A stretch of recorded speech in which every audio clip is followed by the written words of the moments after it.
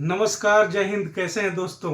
उम्मीद करता हूँ अच्छे होंगे, तबीयत दुरुस्त होगी, पढ़ाई लिखाई अच्छे से चल रही होगी और सरस्वती पूजा की भी तैयारी जोरों पे होगी। पूजा अच्छी तरीके से धूमधाम से मन रही होगी, है ना। तो चूंकि सरस्वती जी का दिन है, माँ सरस्वती विद्या की देवी की आराधना का दिन है। आराधना तो करना ही चाहिए, लेकिन माँ जिस चीज़ को निरूपित करती हैं उसको भी ध्यान में रखते हुए उसके पीछे भी लगना चाहिए। आराधना सही है, लेकिन जिस चीज़ का प्रतीक है माँ शारदा, माँ सरस्वती, उस चीज़ के पीछे भी अपना समय देना, अपने जीवन को लगाना जरूरी होगा, तभी हमारी ये आराधना सार्थक होगी। तो माँ शारदे का नाम लेते हुए हम लोग इस वीडियो का शुरुआत करते हैं। सब्जेक्ट वर्ब एग्रीमेंट हम लोग पढ़ रहे हैं। पिछले वीडियो में उस रूल के सारे कंडीशंस खत्म हुए जिसमें हमने पढ़ा कि दो या दो से ज़्यादा शब्दों को, मतलब नाउन्स को, प्रोनाउंस को अगर एंड कंजंक्शन का यूज करके आप जोड़िएगा तो सब्जेक्ट प्लूरल हो जाएगा। लेकिन इसके कुछ कंडीशंस हैं। किस बात के कंडीशंस? कि आपको दो या दो से ज़्यादा शब्द एंड से जुड़े हुए मिलेंगे, सब्जेक्ट के जगह पे यूज भी किए जाएंगे, लेकिन प्लूरल होंगे ये जरूरी नहीं है। वो प्लूरल भी हो सकते हैं, सिंगुलर भी हो सकते हैं, ठीक है ना। इससे पहले हमने क्या पढ़ा कि सिंगुलर सब्जेक्ट के साथ सिंगुलर वर्ब होता है, प्लूरल सब्जेक्ट के साथ प्लूरल वर्ब होता है। पहला वीडियो में इस पे हमने उस पे सवाल भी बनाए थे। फिर हमने पढ़ा इट हमेशा सिंगुलर वर्ब लेता है अपने साथ, जबकि देयर के साथ वर्ब कैसा लगेगा ये डिपेंड करता है कि वर्ब के बाद आने वाला नाउन कैसा है। तो इन सारे रूल्स जितने हमने अभी तक क्लास नंबर 5 तक, ये क्लास नंबर 6 है, क्लास नंबर 5 तक हमने जितने भी रूल्स पढ़े हैं उससे रिलेटेड पहले 10 सवाल आपके सामने हैं। आप बड़े आराम से वीडियो को पॉज कीजिए, 10 सवालों को देखिए, आराम से देख करके 10 सवालों का जवाब लगाइए कॉपी पे। उसके बाद वीडियो प्ले कीजिए और फिर मैं जो अभी आंसर बताऊंगा उस आंसर से आप अपने आंसर को मिलाइए। देखिए कॉन्सेप्ट आपको कितना समझ में आया, कहाँ क्या दिक्कत है। आंसर बताने के साथ मैं एक्सप्लेन भी करूंगा। अगर आपको लगेगा कि कहीं एक्सप्लेनेशन में दिक्कत है, नहीं समझ में आया, तो आप क्वेश्चन नंबर के साथ कमेंट में उस पॉइंट को लिखिएगा। मैं फिर से उसको रिटर्न में, मतलब टाइप करके कमेंट में एक्सप्लेन करने का कोशिश करूंगा। अगर कुछ वैसा रहा, नहीं समझ में आया, तो आप कहिएगा, मैं फिर से नेक्स्ट वीडियो में उस मुद्दा को फिर से एक्सप्लेन कर दूंगा, ठीक है ना। तो अभी पॉज करके आप बना रहे होंगे, अब मैं आंसर्स बताना शुरू करता हूं। जब आप पॉज करने के बाद बना लेंगे तो फिर प्ले कीजिएगा, तो मैं आंसर बता रहा हूँगा, आप अपने आंसर्स को मिलाइएगा, ठीक है ना। पहला सेंटेंस लिखा हुआ है, the manager of these hotels work very hard this days. सबको ABCD 4 सेक्शंस में बांटा गया है, जिसमें सबका चौथा सेक्शन जो डी सेक्शन है वो नो एरर वाला सेक्शन है, ठीक है ना। आई थिंक लाइट भी प्रॉपर है, ठीक है। कम संसाधनों में हम लोग एक दूसरे का सपोर्ट करते हुए चलेंगे। मुद्दा ये नहीं है कि स्मार्ट बोर्ड है कि नहीं है, मुद्दा ये नहीं है कि माहौल है कि नहीं है, मुद्दा ये है कि जो चाहिए वो हो रहा है कि नहीं हो रहा है, जितना चाहिए वो हो रहा है कि नहीं हो रहा है। अगर चीप रेट्स में बेस्ट चीज़ें हमें मिल जाए तो क्या बढ़िया है ना। यहाँ तो रेट का कोई बात ही नहीं है। खैर, तो आज खरीद फरोख्त की बात नहीं करेंगे। माँ शारदा के का उपासना का दिन है, माँ विद्या की देवी माँ सरस्वती का दिन है। पहला क्वेश्चन है, the manager of these hotels work very hard this days. अब यहाँ पे मैंने आपको जब रूल्स बताए थे तो मैंने आपको कहा था कि सब्जेक्ट वर्ब एग्रीमेंट में सिंगुलर प्लूरल में सबसे ज्यादा ध्यान किस पे देना है, जो प्रेजेंट में सेंटेंस लिखा हुआ है। इसके बाद किस में ध्यान देना है, जहां वाज वेयर लगा हुआ है। अब प्रेजेंट में लिखा हुआ है, मतलब किस किस पे ध्यान देना है, इज एम आर पे, हैज हैव पे, डू डज पे, V1 V5 पे, ठीक है ना। किस पे, is am are, has have, do does, V1 V5, क्योंकि हैज बीन हैव बीन तो सेम हैज हैव वाला कॉन्सेप्ट पे जाएगा। तो यहाँ पे इस सेंटेंस में जब हम देखते हैं तो पाते हैं कि इज एम आर तो कहीं नहीं लिखा हुआ है, लेकिन ये डब्ल्यू आर के वर्क मतलब काम करना, ये वर्ब भी है नाउन भी है। आप जानते ही हैं डब्ल्यू ओ आर के वर्क नाउन भी है वर्ब भी है। जब नाउन होता है तो अनकाउंटेबल होता है। ये नाउन में इसका एक अलग पॉइंट बताया हुआ है वर्क के बारे में कि वर्क, होमवर्क, हाउस वर्क कैसा होता है। नाउन वाला चैप्टर में देखिएगा तो किसी एक वीडियो में होगा, अगर आपने नाउन पढ़ा होगा तो आपको मिल ही गया होगा। पूरा वर्क के ऊपर 10 मिनट का एक्सप्लेनेशन है, ठीक है।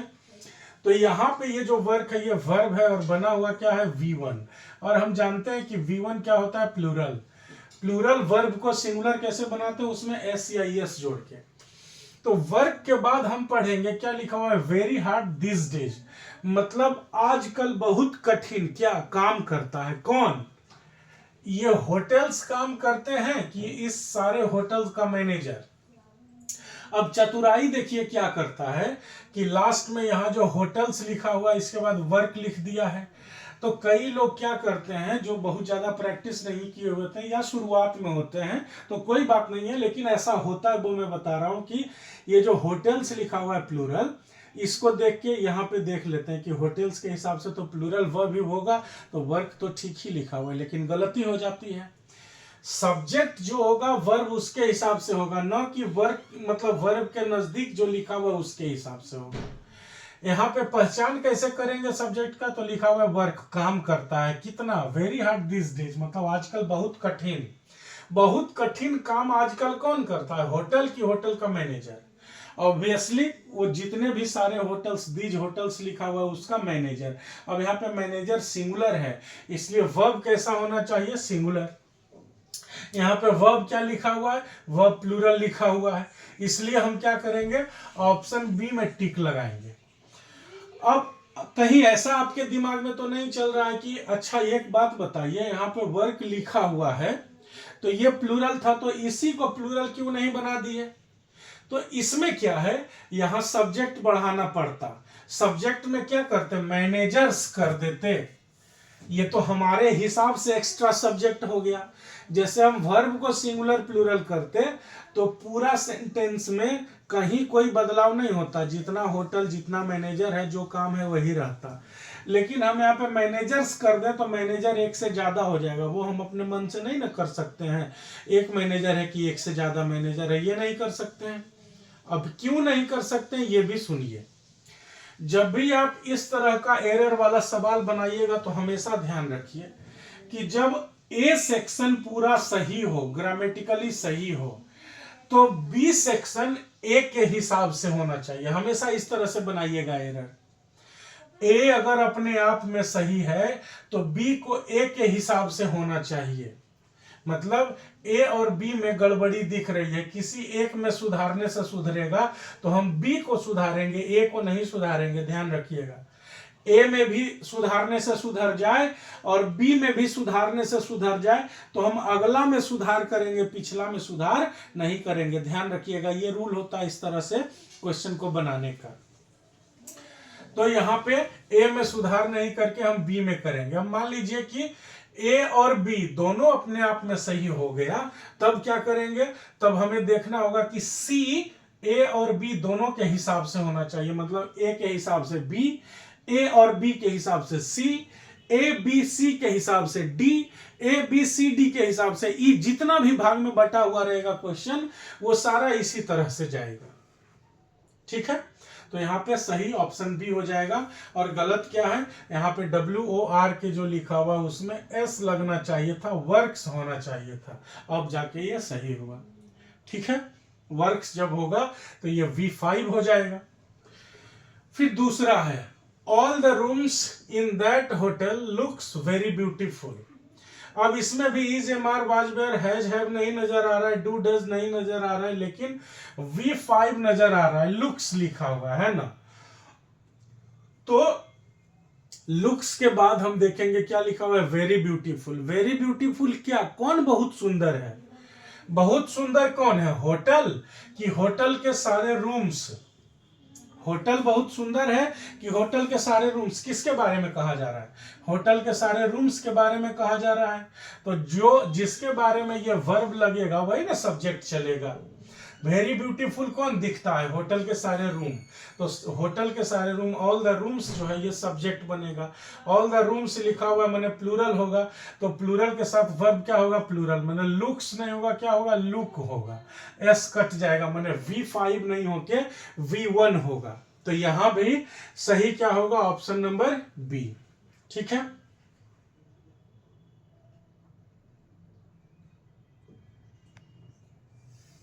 ठीक है।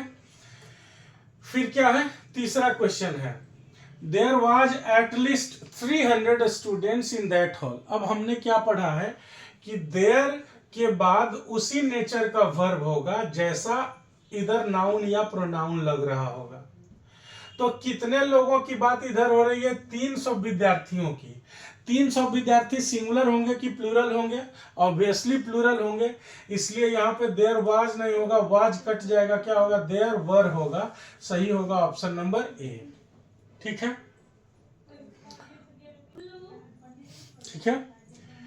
फिर यहां देयर के बाद वर हो गया, वाज नहीं होगा क्योंकि 300 विद्यार्थियों की बात हो रही है। रूल क्या होता है कि देयर के बाद वाज होगा कि वरीज होगा कि यार, माने देयर के बाद वर्ब सिंगुलर होगा कि प्लूरल होगा, ये इस बात पे डिपेंड करता है कि इस वर्ब के आगे जो नाउन प्रोनाउन यूज हो रहा है वो एक है कि एक से ज्यादा। ठीक है ना? तो यहाँ पे 300 विद्यार्थियों की बात हो रही है, इसलिए देयर वर होगा, देयर वाज नहीं होगा। फिर फोर्थ क्वेश्चन है, इट वर योर फ्रेंड्स। अब इट के साथ रूल है कि इट को अगर आप सब्जेक्ट बना के लिख रहे होते हैं तो हमेशा ध्यान, कुछ दिक्कत हो जा रही है लाइट्स का लगता है, खैर कोई बात नहीं, हिम्मत मर्दा मदद खुदा। लाइट हमको जितना डिस्टर्ब करे हम भी झुकने वाले नहीं हैं, रिकॉर्डिंग तो होके रहेगी भाई। चलिए ठीक है, बनाते हैं सवाल। टेंशन खाली नहीं लेना है, बस मुद्दा ये है कि हम अपनी तरफ से पूरी कोशिश करेंगे, आप अपनी तरफ से पूरी कोशिश कीजिएगा, दोनों भाई मिलके काम को अंजाम देंगे, बस बात खत्म। कॉन्सेप्ट से मतलब लेना है, ठीक है ना? क्या लिखा हुआ है देखिए, फिफ्थ क्वेश्चन क्या है? फिफ्थ क्वेश्चन कहता, सॉरी फोर्थ क्वेश्चन कहता है, it were your friends who had helped me that day. अब रूल क्या है कि इट के बाद जो भी सब्जेक्ट होगा वो हमेशा सिंगुलर होगा, कभी भी प्लूरल नहीं होगा। इट के बाद जो सब्जेक्ट होता है वो हमेशा सिंगुलर होता है, प्लूरल कभी भी नहीं होता है। तो यहाँ पे जो वर लिखा हुआ वो क्या हो जाएगा? यहाँ पे वर के जगह पे वाज हो जाएगा। ठीक है ना?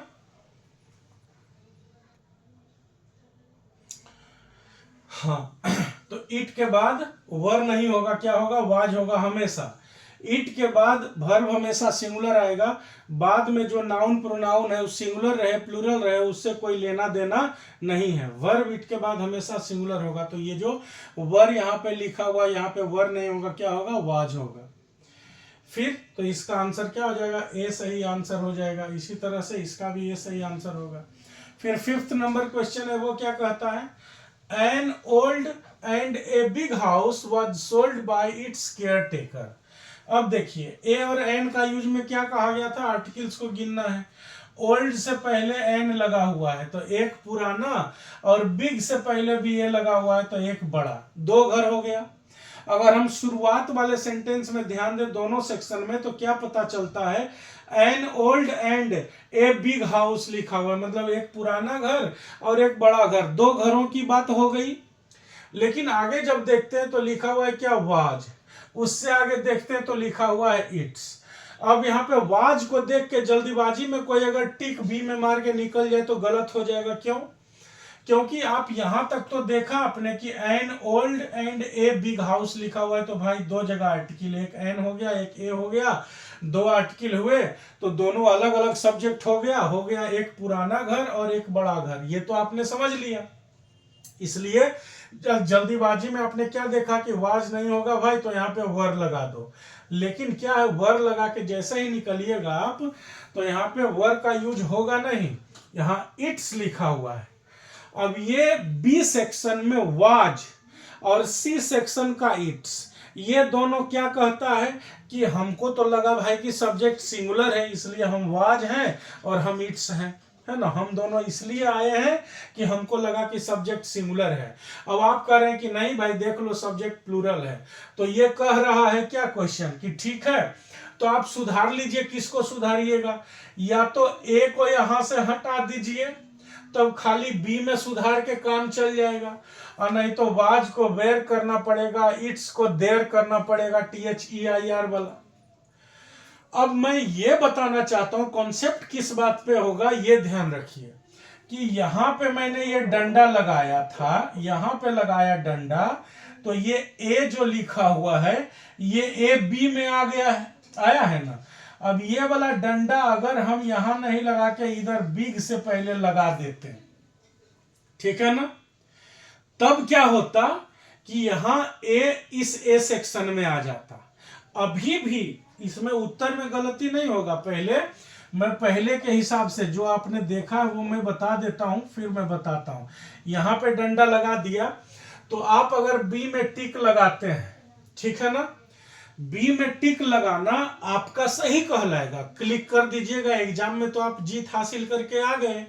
लेकिन कॉन्सेप्ट इसलिए क्लियर करना जरूरी है कि अभी तो एग्जाम में बी में टिक मारिएगा तो आपका सही हो जाएगा। क्यों? क्योंकि बी सेक्शन में सुधार क्या होगा कि यहाँ पे ए जो बिग हाउस है इसको खाली मिटा देंगे। यहाँ देखिए, यहाँ पे हमने ए को मिटा दिया तो क्या हो गया, an old and big house. कितना आर्टिकल है? एक आर्टिकल खाली एन का यूज है, बस an old and big house है, एक ही घर हुआ ना, एक आर्टिकल हुआ, तो यहाँ पे वाज भी सही और इट्स भी सही।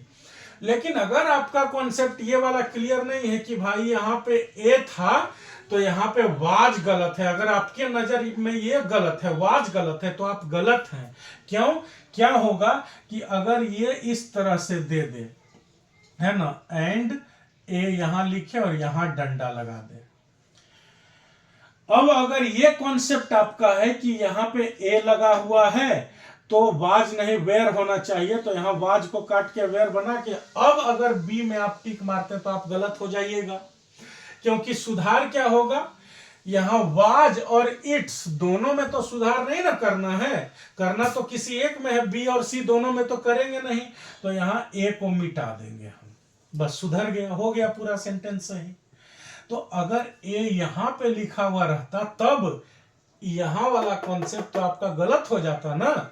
जो आप कह रहे थे वाज को वेयर बना देंगे, चलिए ठीक होने से ना मतलब है, बी में ही ना गलती है, ई रहे चाहे ई रहे, नहीं। अगर आपके पास कॉन्सेप्ट नहीं है कि खाली डंडा का हेर फेर से आपका आंसर गलत हो जाएगा, तो जो अभी पहले लिखा हुआ क्वेश्चन है उस आधार पे आंसर बी होगा। पहले से लिखा हुआ जो क्वेश्चन है वो क्या है, यहाँ पे डंडा है और यहाँ पे ए बिग हाउस लिखा हुआ है, उस आधार पे ऑप्शन बी ही सही होगा। लेकिन आप ध्यान रखना, कहीं डंडा ए के बाद लग जाता तब आपको ए करना पड़ता, क्योंकि आर्टिकल में एरर है, उधर एरर नहीं है, ठीक है। इसके बाद क्या है, सही क्या होगा, यहां से ए को हटाना पड़ेगा, बस। अब छठा क्वेश्चन हम लोग पढ़ते हैं। छठा में क्या है, Rakesh and his younger brother Manish has taken my bike. अब क्या किया है देखिए, भरमाने के लिए राकेश के बाद एंड लिखा ना, फिर हिज यंगर ब्रदर मनीष, इतना लंबा सेंटेंस लिख दिया कि राकेश और एंड को आदमी भूला जाए। और यहाँ पे क्या लिख दिया, has taken my bike, bike मेरा किसने लिया है, तो राकेश ने और उसका छोटा भाई मनीष ने, दो लोग मिलकर न लिया है। तो Rakesh and his younger brother Manish, and से जुड़ा हुआ दो अलग अलग व्यक्ति है तो प्लूरल सब्जेक्ट होगा, प्लूरल सब्जेक्ट होगा तो वर्ब कैसा होगा, प्लूरल, इसलिए यहाँ पे हैज नहीं होके क्या हो जाएगा, HAVE हैव। ऑप्शन सी में टिक लगाना होगा यहाँ पे, ठीक है। ऐसा नहीं कि पढ़ते समय Rakesh and his younger brother Manish has taken my bike, तो मनीष के बाद हैज ठीक ही लग रहा है पढ़ने में, बस बनाते हुए चल गए, ऐसा नहीं करना है, ठीक। फिर है 7th क्वेश्चन, कहता mister Anuj Kumar who is the CEO and the MD is coming today. अब इसमें सब्जेक्ट वर्ब एग्रीमेंट का लॉजिक का आपका टेस्ट हो रहा है कि जो आर्टिकल द का यूज आपको सिखाया गया वो सीखे हैं कि नहीं सीखे हैं। क्या कहता है, कहता है mister Anuj Kumar who is the CEO and the MD. अब व्यक्ति तो एक ही है भाई, खाली मिस्टर अनुज कुमार लिखा हुआ है, लेकिन यहाँ पे द सीईओ और द एमडी लिख दिया, दो जगह द लगाया है तो गलत हो गया ना। दो जगह द का मतलब हो गया दो आदमी, एक आदमी सीईओ है, दूसरा आदमी एमडी है। अगर ये नहीं जान रहे तो पिछला वीडियो को देखिए, कॉन्सेप्ट क्लियर हो जाएगा। तो द सीईओ और द एमडी में दो आदमी हो गया, अनुज कुमार है तो एक ही आदमी। तो क्या करेंगे, बाद वाला जो द है, एमडी वाला द को हटा देंगे। और हमेशा ध्यान रखिए, दो या दो से ज्यादा आर्टिकल जब लगा हो और आर्टिकल को घटाना हो तो पहला वाला नहीं छांटते हैं, बाद वाला में से हटाते हैं। ऐसा नहीं कि पहले में से छांट दिए और बाद में रहने दिए, वो गलत हो जाएगा। द सीईओ एंड एमडी होगा, ठीक है, एक आदमी के लिए, एक आदमी के लिए कह रहे हैं द सीईओ एंड एमडी होगा, लेकिन वही एक आदमी के लिए सीईओ एंड द एमडी नहीं होगा, गलत हो जाएगा। क्लियर है। Rakesh is the CEO and MD of this company, ये होगा, लेकिन Rakesh is CEO and the MD of this company नहीं होगा। आप बार बार इसको रिप्ले करके सुन लीजिए, क्या कहा मैंने, Rakesh is the CEO and MD of this company होगा, लेकिन Rakesh is CEO and the MD of this company नहीं होगा। आगे वाला आर्टिकल द रहेगा, पीछे वाला हटेगा सब, ठीक है ना। तो यहां से एमडी के आगे खाली द हटा देंगे, सी सही आंसर होगा, सी में टिक लगाना है। गलत क्या है, एमडी के आगे द लगा हुआ था वो हटाना है। फिर एक क्वेश्चन है, the CM and the president thinks in similar way. अब क्या है, the CM and the president, दो अलग अलग पोस्ट के नाम लिखे हुए हैं, दोनों के आगे द लगा हुआ है, मतलब कितने लोग हुए, दो लोग। अभी तक तो प्लूरल सब्जेक्ट चल रहा है। अब आगे देखते हैं कि इधर आर्टिकल द में सुधार करना है कि वर्ब में सुधार करना है। तो जब सी सेक्शन में आते हैं तो देखते हैं क्या लिखा हुआ है, थिंक्स माने सोचते हैं। सोचना किनके लिए लिखा गया है, सीएम और प्रेसिडेंट के लिए। ये तो है दो लोग, क्योंकि दोनों के आगे द लगा हुआ है, माने दोनों अलग अलग लोग हैं। अब आगे और कहीं कोई दिक्कत नहीं नजर आ रहा है। दिक्कत क्या है कि लोग दो हैं, लेकिन यहाँ पे थिंक्स लिखा हुआ है जो कि V5 होता है, सिंगुलर होता है। अब इधर दो लोग हैं तो वर्ब तो प्लूरल होना चाहिए, लगना क्या चाहिए यहाँ एक्चुअली V1। अब आपके दिमाग में आएगा सवाल, या मैं आपसे पूछूं कि यहाँ जो थिंक्स है उसका एस हम नहीं हटाना चाहते हैं, हम इसको वैसे ही रहने देना चाहते हैं, थिंक्स यही रहेगा V5। हम क्या करना चाहते हैं, ये जो प्रेसिडेंट के आगे द लगा हुआ है उसको हम हटाना चाहते हैं, और आंसर हम बी करना चाहेंगे। तो सही होगा कि गलत होगा, बताइए जल्दी। हम यहां से एस को नहीं हटाएंगे, हम यहाँ V5 नहीं हटाएंगे, V1 नहीं करेंगे, यहाँ पे हम इधर से ही द को हटा देंगे। अब इसका आंसर बी लिखें कि सी लिखें, तो मैंने अभी आपको बताया कि अगर ए अपने आप में सही है, मतलब द सीएम एंड, इसमें तो कोई दिक्कत नहीं है, फिर द प्रेसिडेंट, इसमें भी कोई दिक्कत नहीं है, तो ए अगर सही हो तो उसके हिसाब से बी को चलना पड़ेगा। ए और बी दोनों सही से जुड़ गए तो अब इन दोनों के हिसाब से सी को चलना पड़ेगा। इस तरह से हम लोग एरर ढूंढते हैं। तो क्या होगा, the CM and the president, ये दो लोग ही रहेंगे। यहीं पे थिंक्स वाला एस काटेंगे तो V5 से ये बदल के हो जाएगा V1, थिंक हो जाएगा, THINK होगा, एस कट जाएगा, तो सही हो जाएगा ऑप्शन नंबर सी। इसके बाद है my husband and brother is going to Delhi by air. अब आप देखो लिखा हुआ है माई हस्बैंड एंड ब्रदर, तो माई का यूज तो एक ही दफा हुआ है, लेकिन आपको ये रूल भी बताया गया है कि खाली माई हिज हर को देख के मत ये कीजिएगा कि सिंगुलर है कि plural. My husband and brother लिखा हुआ है, मतलब ऐसा रिश्ता का नाम लिखा हुआ है जो दोनों कभी एक नहीं हो सकता है, कभी भी जो भाई है वो पति नहीं होगा। तो उस केस में माई हस्बैंड एंड ब्रदर दो लोग होंगे, तो दो लोगों के लिए यहाँ पे इज नहीं होगा, क्या होगा, आर होगा। अब आप कहिएगा कि माई हस्बैंड था तो फिर ब्रदर के आगे भी तो माई लगाना चाहिए। तो पिछले वीडियो में मैंने बताया है, जस्ट इसका पिछला वीडियो में बताया गया है कि अगर ये पोसेसिव एडजेक्टिव का यूज किया गया और दो वैसे रिश्तों का नाम लिखा गया, वैसे लोगों का नाम लिखा गया जिनका एक होना संभव नहीं है, जैसे मम्मी पापा, भाई बहन, फूफा फूआ, है ना, चाचा चाची, मामा मामी, नाना नानी, दादा दादी, इस तरह के रिश्ते लिखे गए हों, तब एक भी पोसेसिव एडजेक्टिव माय, हिज, हर ये लिखा हुआ है, एक भी लिखा हुआ है तो भी हम दो मानेंगे, और दोनों में अलग अलग लिखा हुआ है तो भी दो मानेंगे, दोनों ठीक रहेगा, उसमें कोई गलत नहीं होगा। तो यहाँ पे एक भी है तो भी काम चलेगा, यहाँ पे दोबारा माई, एम वाई, माई लिखने का जरूरत नहीं है, लेकिन ये हस्बैंड अलग और ब्रदर अलग, इसलिए यहाँ इज नहीं होके क्या होगा, आर होगा। ठीक है, तो इसका हो जाएगा ऑप्शन नंबर बी में एरर। और आखिरी 10th क्वेश्चन क्या है, कहता है the horse and cart, CART है यहाँ पे, ठीक है ना, सॉरी ध्यान रखिएगा। The horse and cart was ready for the bride and the groom. The horse and cart मतलब घोड़ा गाड़ी का बात कर रहा है। अब आगे हम पढ़ेंगे और पता लगाएंगे कि ये घोड़ा गाड़ी, टमटम, टांगा का बात कर रहा है, एक गाड़ी का बात कर रहा है, एक वाहन के रूप में बात कर रहा है इसका, कि घोड़ा अलग और गाड़ी अलग बात कर रहा है। तो कह रहा है was ready for the bride and the groom, मतलब दूल्हा और दुल्हन के लिए घोड़ा गाड़ी, टमटम, माने शादी ब्याह में यही टमटम जो है, घोड़ा गाड़ी जो क्या होता है, रथ हो जाता है, नहीं रथ कहते हैं उसको। तो यहाँ पे एक वाहन के रूप में, एक गाड़ी के रूप में इसको यूज किया गया है, तो ये सिंगुलर होगा, तो इसलिए वाज का यूज इसमें सही है। ठीक है ना, तो इसमें ऑप्शन नंबर डी में लगाएंगे टिक, क्योंकि इसमें कोई एरर नहीं है, तो इसका सही आंसर होगा no error. Clear? I hope ये सारे 10 क्वेश्चंस अभी तक जितने कॉन्सेप्ट हमने पढ़ाए हैं, और उसमें किस किस तरह से आपको फंसा सकता है, कैसे आपको ABCD कैलकुलेट करना है, कैसे एरर कैलकुलेट करना है, कैसे देखना है कि किसमें सुधार की गुंजाइश है, पहला वाला में टिक लगाएं कि दूसरा में लगाएं, किसमें एरर चुने, ये सारा कुछ आपका क्लियर हो गया है। आई होप कि मैंने अच्छे से एक्सप्लेन किया। आपको वीडियो अच्छा लगा तो शेयर कीजिए, चैनल को सब्सक्राइब कीजिए, और भी लोगों को इसके बारे में बताइए। वीडियो के नीचे कमेंट कीजिए, वीडियो को लाइक कीजिए, और किसी भी तरह का आपको कोई परेशानी हो तो कमेंट सेक्शन में डालिए। कॉन्सेप्ट से रिलेटेड, नॉलेज से रिलेटेड, वीडियो में जो हमने पढ़ाया उससे रिलेटेड मैं आंसर करूंगा। ठीक है ना, तब तक के लिए all the best, thank you.